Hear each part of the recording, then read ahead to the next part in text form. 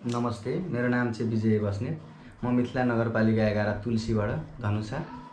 हामी चाहिँ 2081 साल फागुनदेखि नै यस शुभ स्वस्तिक अस्पतालमा यो चेकअपको लागि हामी फलोअपमा थियौँ।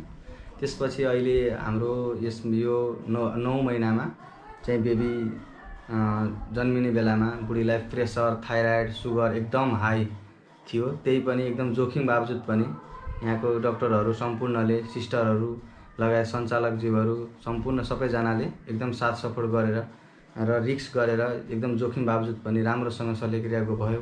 म पूजा कार्की। यो म चाहिँ दुईटा जन्मिया बच्चाको लागि यहाँ रिक्स लिएर आफैले यहाँ म हस्पिटलमा आएर यो दुईटा बच्चाहरू अपरेसन गर्नु पर्यो भनेर यहाँ आएँ।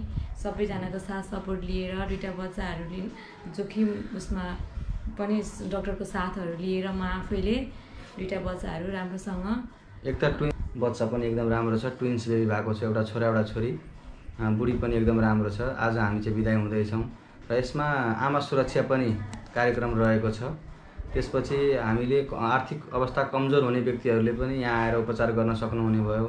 त्यसपछि यहाँ एनआइसियू, आइसियू सबै कुराको व्यवस्था राम्रो छ। डाक्टरको टिमहरू, गाइनो डाक्टरहरू एकदम राम्रो हुनुहुन्छ। सबैजनाले एकदम साथ सपोर्ट गर्नुहुन्छ, माया गर्नुहुन्छ। सबैजना एकदम ठिक हुनुहुन्छ।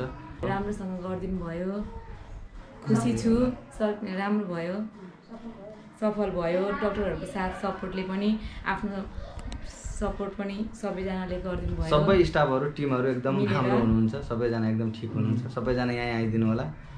हजुरहरू पनि शुभ स्वस्तिमा आइदिनु होला। हरेक कुराको सुविधा छ यहाँनिर।